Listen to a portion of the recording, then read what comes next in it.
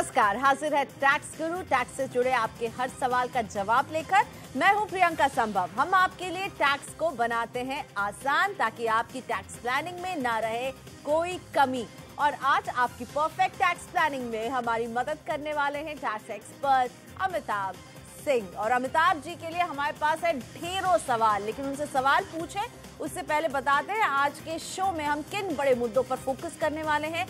अगर महीने में देते हैं 50,000 से ज्यादा किराया तो टीडीएस कटौती की क्या है प्रक्रिया, एम्प्लॉयज पेंशन स्कीम के क्या है फायदे और कब आप इसमें से पैसा विड्रॉ कर सकते हैं, ये भी जानिए। साथ ही होम लोन पर टैक्स छूट के साथ कब मिल सकता है आपको एचआरए का फायदा। लेकिन शुरुआत करते हैं कि 1 जून 2017 के बाद से ये नियम लागू हो चुका है कि यदि कोई किराएदार महीने में 50,000 रुपए या इससे ज्यादा किराया देता है तो उसे इस बार टीडीएस कटौती करनी ही होगी। तो अमिताभ ये बताइए, ये किस तरह से लागू होगा, किस तरह से किराएदार इस बात का ख्याल रखेगा कि उसे टीडीएस काटना है?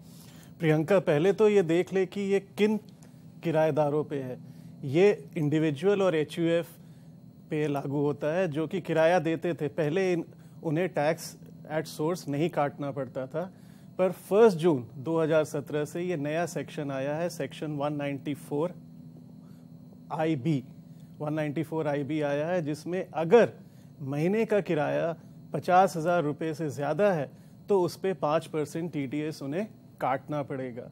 और ये टीडीएस काट के उन्हें ऑनलाइन डिपॉजिट करना है। उसकी एक तिथि दी गई है कि जिस महीने में उन्होंने टीडीएस काटा है उसके अगले महीने के 30 दिन के अंदर उन्हें ये जो है ऑनलाइन डिपॉजिट करना है। और उसके साथ एक फॉर्म नंबर 26QC है जो कि एक चालान और स्टेटमेंट कंबाइंड है जो उसके साथ आपको फाइल करनी है। ये भी ऑनलाइन फाइल होगी और ये फाइल करने के बाद 15 दिन के अंदर आपको जो है टीडीएस सर्टिफिकेट जो कि फॉर्म 16C है वो डाउनलोड करके अपने मकान मालिक को बाकायदा देनी पड़ेगी। तो ये सारे नियम जो है अभी बनाए गए हैं। और बट इसमें एक फ़ायदा दिया गया है कि आपको हर महीने जब आप किराया दे रहे हैं तो टैक्स काटने की ज़रूरत नहीं है। पूरे साल में एक बार सिर्फ टैक्स काटना है आखिरी महीने में। अगर आप पूरे साल अगर आपने पूरा मकान किराए पे लिया हुआ है तो मार्च के महीने में जो आप रेंट दे रहे हैं उसमें से ये टीडीएस काटेंगे।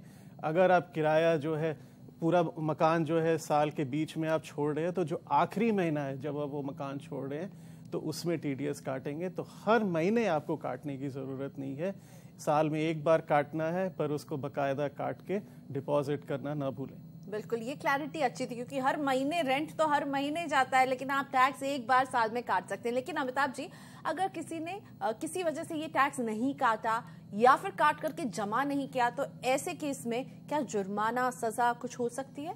बिल्कुल है। ये पैसा जो है सरकार का है और वो सरकार जो है चाहती है कि वो पैसा उसके पास टाइम से आ जाए। तो जुर्माना, पेनल्टी, फाइन, ये सारी चीज़ें हैं। डिपेंड करता है कि आपने किस टाइप की गलती करी है।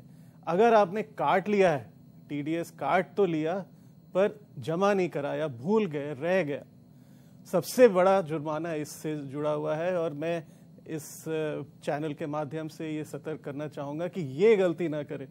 नहीं काटा वो एक कम जुर्म है, पर अगर काट के जमा नहीं किया तो वो एक तरह से क्राइम माना जाता है। आपको जेल हो सकती है अगर आपने ये काफ़ी समय तक काट के जमा नहीं कराया। तो अगर जमा कराने में थोड़ी डिले हो गई तो आपको इंटरेस्ट देना पड़ेगा 1.5% प्रति माह के हिसाब से। अगर आपने नहीं काटा, टैक्स नहीं काटा या कम काटा किसी कारण से, तो उसमें भी टैक्स के अलावा आपको फिर इंटरेस्ट भी देना पड़ेगा 1% पर मंथ से। एक और चीज़ हो सकता है आपकी तरफ से कि आपने टैक्स काट लिया, जमा भी करा दिया, पर जो टीडीएस सर्टिफिकेट है फॉर्म 16C वो आपने देने में मकान मालिक को देरी कर दी। तो अगर वो 15 दिन के अंदर आपने नहीं दिया तो उसके बाद जितने दिन आप डिले करोगे 100 रुपये प्रतिदिन के हिसाब से आप पे जुर्माना लग सकता है। तो मुद्दे की बात यह है कि डिले ना करें, काट के टाइम से डिपॉजिट करें और जुर्माने से बचें। बिल्कुल, जुर्माने से बचें और अगर एक्सट्रीम केस होगा तो आपको जेल भी हो सकती है। इसलिए अमिताभ जी कह रहे हैं बिल्कुल ध्यान से इसे जरूर काटे और इसमें फॉर्म एक इन्होंने बताया 26QC उसका ख्याल रखें और फिर आपको मकान मालिक को फॉर्म 16C देना होगा, इसका भी ख्याल रखें। अब बढ़ते हैं सवालों की तरफ। चंडीगढ़ से हमारे साथ फोन लाइन पर अरविंद गुप्ता अब शामिल हो चुके हैं। नमस्ते अरविंद जी, बताइए टैक्स को लेकर क्या परेशानी आ रही है। अमिताभ सिंह हैं हमारे टैक्स एक्सपर्ट, आपकी मदद करेंगे। जी नमस्ते सर। नमस्ते। मुझे हाल ही में एक नॉन फाइलर्स का एक नोटिस मिला है, जो आपने असेसमेंट ईयर 2015-16 का रिटर्न फाइल नहीं किया। तो मैं ऑफिस गया था, इनकम टैक्स ऑफिस, तो उन्होंने बताया कि आप रिटर्न फाइल कर दो और एक कंप्लाइंस होता है, कुछ आपके कुछ ट्रांजेक्शन हमें मिले हैं, जैसे आपको कुछ TDS कटा था आपके सैलरी से, उसका आप रिप्लाई दे दो, और कुछ क्रेडिट कार्ड का बिल बता रहे हैं और 2 लाख से ज्यादा था आपका साल में, तो वो कंप्लाइंस करके आप हमें रिप्लाई सबमिट कर दो ऑफिस में। पर सर वो ऑनलाइन पोर्टल में वो सबमिट नहीं हो रहा सर। और दूसरी बात सर, वो बता रहे हैं जो आप कंप्यूटेशन शीट और क्रेडिट कार्ड का बिल भी हमें ऑफिस में दो सर, इसको कैसे टैकल करना है? अरविंद जी, पहले ये समझ ले कि ये NMS है क्या। NMS जो है नॉन फाइलर्स मॉनिटरिंग सिस्टम को कहते हैं। ये एक नया सिस्टम इनकम टैक्स डिपार्टमेंट ने स्टार्ट किया है, जहां पे वो डिटेक्ट करते हैं, वो खोजते हैं कि किन लोगों ने कुछ ऐसी चीज़ें करी है, या तो क्रेडिट कार्ड में खर्च किया है, या फिक्स डिपॉजिट किया है, या म्यूचुअल फंड में इन्वेस्ट किया है। ऐसी इंफॉर्मेशन उनको AIR के द्वारा या TDS के द्वारा आती है, तो वो ये खोजने की कोशिश करते हैं कि किन लोगों ने रिटर्न नहीं फाइल किया है, और फिर उनको SMS के जरिए या ईमेल के या चिट्ठी के जरिए नोटिस भेजते हैं। तो वही नोटिस आपको मिला है, NMS नोटिस जो आप कह रहे हैं। इसका जो उपाय है, पहले तो आपको AO के पास जाना ही नहीं चाहिए था। खैर आप चले गए हैं, कुछ कर नहीं सकते, क्योंकि इसका जवाब जो है आपको E-फाइलिंग वेबसाइट पे ऑनलाइन देनी है। आपको AO से कोई संपर्क स्थापित नहीं करना है। इसका जवाब जो है 2 ही हो सकता है, या तो आप रिटर्न फाइल करें या जवाब दे कि आप क्यों रिटर्न नहीं फाइल करना चाहते। हो सकता है आपकी जो पूरी साल की आय है वो रिटर्न लिमिट के नीचे है, तो आप ये लिख दें कि मेरी टोटल इनकम जो है टैक्सेबल लिमिट के नीचे है, इसीलिए मैं रिटर्न नहीं फाइल कर रहा। AO के पास नहीं जाना चाहिए था, पर आप चले गए हैं, कोई बात नहीं। बट क्योंकि फाइनेंशियल ईयर 14-15 की रिटर्न जो है 31 मार्च 2017 के बाद फाइल नहीं हो सकती, इसलिए आप रिटर्न अब फाइल कर नहीं पाएंगे। अगर आपको आपकी आय टैक्सेबल लिमिट के अंदर थी, तो आप E-फाइलिंग पोर्टल में जाके वहाँ पे ये कारण दे दे। और इसकी मदद के लिए एक स्टेप बाय स्टेप गाइड है NMS की, जो कि E-फाइलिंग पोर्टल में दी गई है। उसे आप डाउनलोड कर ले, उसे अच्छी तरह समझ ले, और वो आपकी मदद करेगा कि इसका जवाब कैसे दें।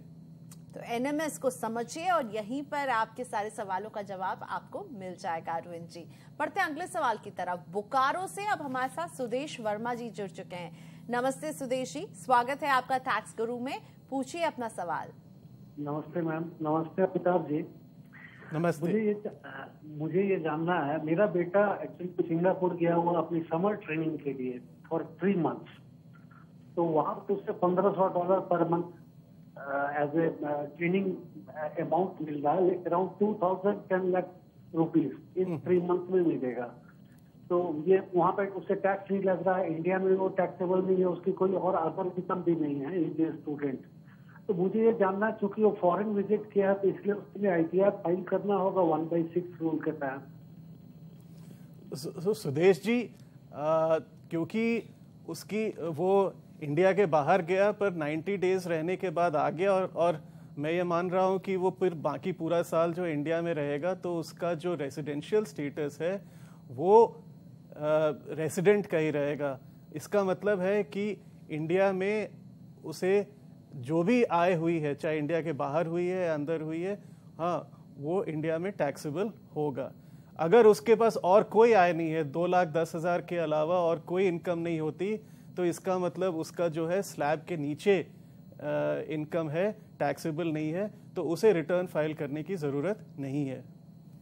अगला सवाल हिमांशु गंडोत्रा जी का है। इन्होंने कारोबारी साल 2016-17 में कुछ शेयर बेचे जो इनके पिताजी ने काफी पहले खरीदे थे। पिताजी ने ये शेयर हिमांशु के अकाउंट में फरवरी 2015 में ट्रांसफर किए थे, लेकिन हिमांशु को ये नहीं पता है कि पिताजी के इन शेयरों की किस कीमत पर खरीदारी हुई थी, यानी पिताजी ने किस भाव पर खरीदा था। और अब समझ नहीं पा रहे कि कैपिटल गेन का कैलकुलेशन ये कैसे करें उन शेयर्स पर जो कि पिताजी होल्ड करते थे, बहुत समय से होल्ड करते हुए आ रहे थे और अब हिमांशु जी ने बेचे हैं। हिमांशु जी, आपने बताया नहीं है कि ये शेयर्स आपके पिताजी ने कब एक्वायर किया। तो अगर इन्होंने ये शेयर्स 1981 के पहले 1 अप्रैल 1981 के पहले एक्वायर किया था, तो इस शेयर्स की कॉस्ट ऑफ एक्विजिशन जो है 1 अप्रैल 1981 के फेयर मार्केट वैल्यू से डिराइव होगी। अगर उसके बाद खरीदा था और आप इसका फेयर वैल्यू उस दिन खरीदने के दिन नहीं निकाल पा रहे, तो फिर सेफ्टी इसी में रहेगी कि आप उसका face value cost of acquisition ले ले और कैपिटल गेन्स कैलकुलेट कर ले। मेरे हिसाब से ये एक एकेडमिक एक्सरसाइज है, क्योंकि अगर ये लिस्टेड शेयर्स हैं जो कि आपने स्टॉक मार्केट में बेची है, इस पे सिक्योरिटीज ट्रांजैक्शन टैक्स दिया है, तो ये लॉन्ग टर्म कैपिटल गेन्स होगा जिस पे आपको कोई टैक्स देने की ज़रूरत नहीं है। तो आप ये टैक्स कैलकुलेशन जो कर रहे हैं इसका कोई इमीडिएट इम्पैक्ट नहीं है आपके टैक्सेशन में। फिर भी अगर आप करना चाहें तो फेस वैल्यू के हिसाब से आप कर सकते हैं। वक्त हो गया एक छोटे से ब्रेक का, अभी वापस आ रहे हैं। ब्रेक के बाद बताएंगे एम्प्लॉय पेंशन स्कीम के बारे में और क्या होते हैं इसके फायदे।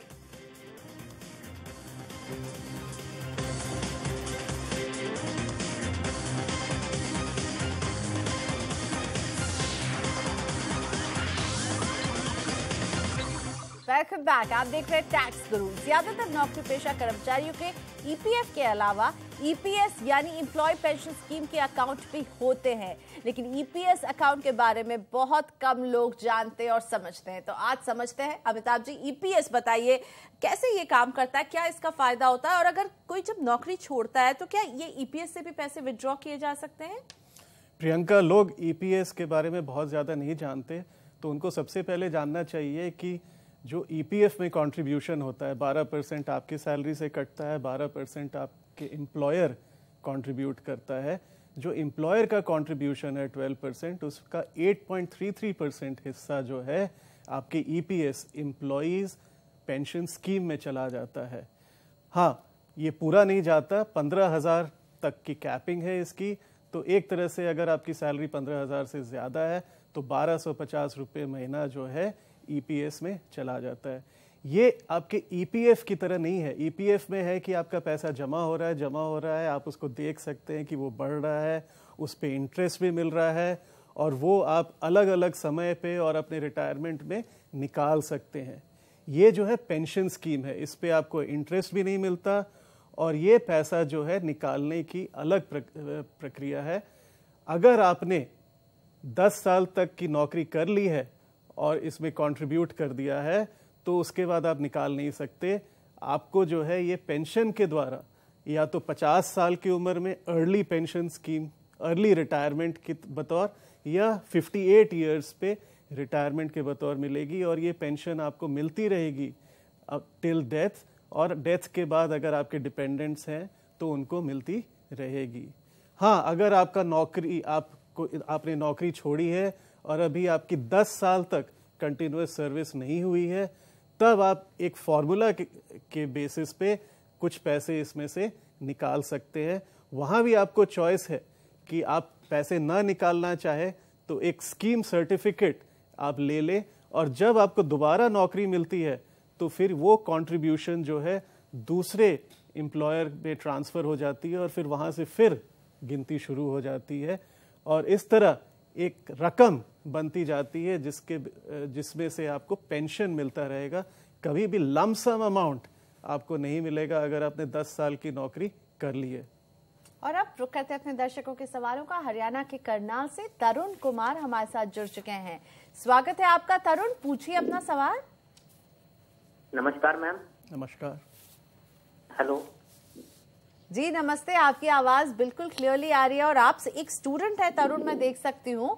आपने जो हमें ईमेल में अपना इंट्रोडक्शन दिया है, तो स्टूडेंट है और टैक्स की लायबिलिटी की चिंता क्यों हो रही है, बताइए।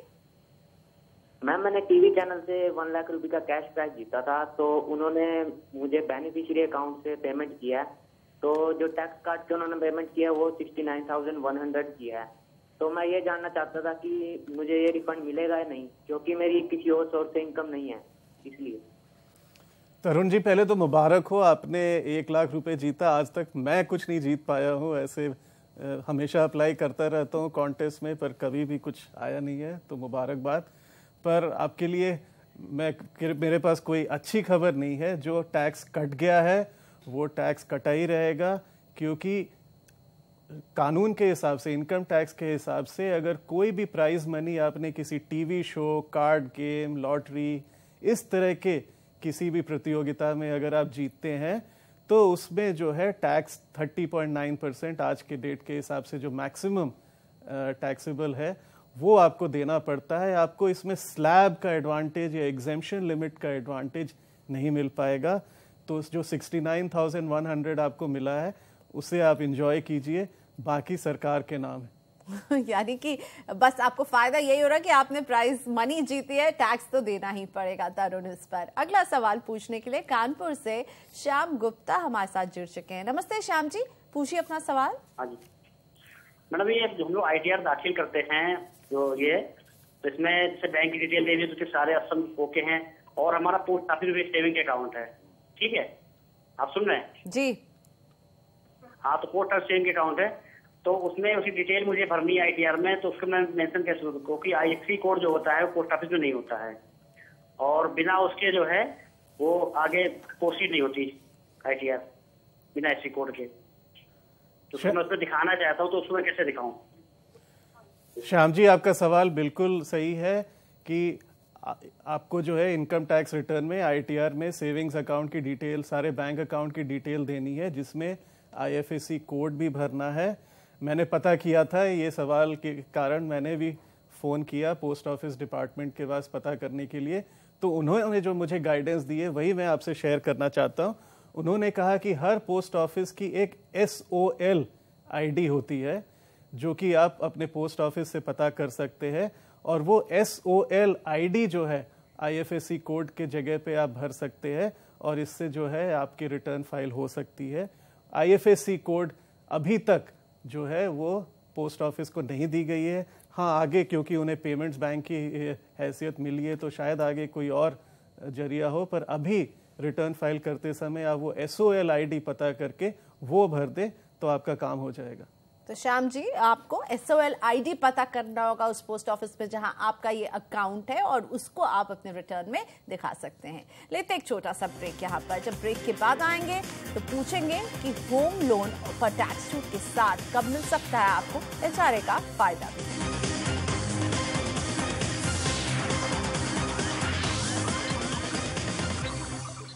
Welcome back. आप देख रहे हैं टैक्स गुरु, जहां हम दूर करते हैं टैक्स से जुड़ी आपकी परेशानी, और शामिल करते हैं राकेश गुप्ता जी के सवाल को। राकेश जी रहते हैं बेंगलुरु में, और बेंगलुरु में ही इन्होंने एक फ्लैट बुक किया है जिसका पोजेशन इन्हें दिसंबर 2017 तक मिलेगा।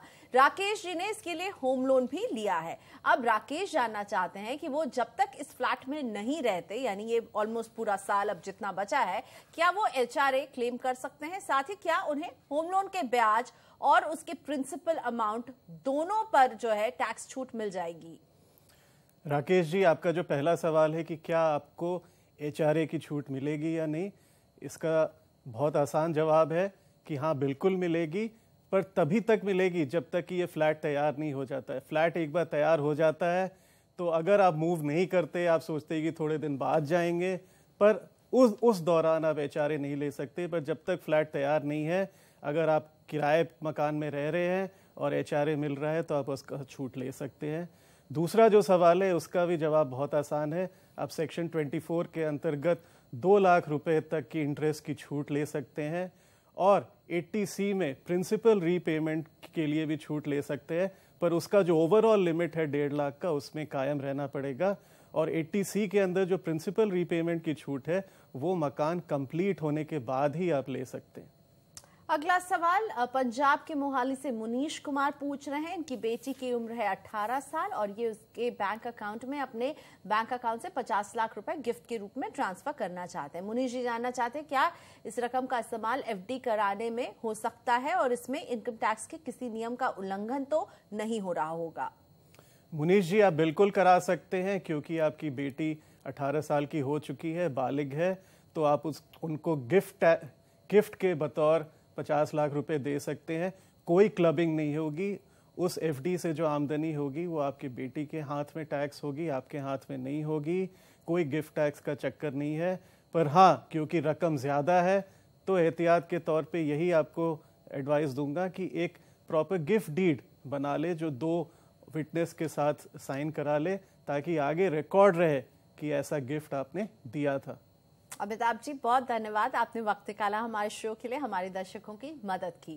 टैक्स गुरु में अब हमें दीजिए इजाजत। आप भी अपने सवाल हमें भेज सकते हैं 51818, ये है हमारा SMS का नंबर, और आप हमें ईमेल कर सकते हैं tax@moneycontrol.com पर। बस सवाल के साथ अपना नाम और मोबाइल नंबर भी हमें जरूर भेजें ताकि आपके सवाल से जुड़ा अगर कोई सवाल हो तो हम आपसे संपर्क कर सकें। दीजिए इजाजत, अगले हफ्ते हम फिर हाजिर रहेंगे आपकी टैक्स की उलझन दूर करने के लिए। नमस्कार।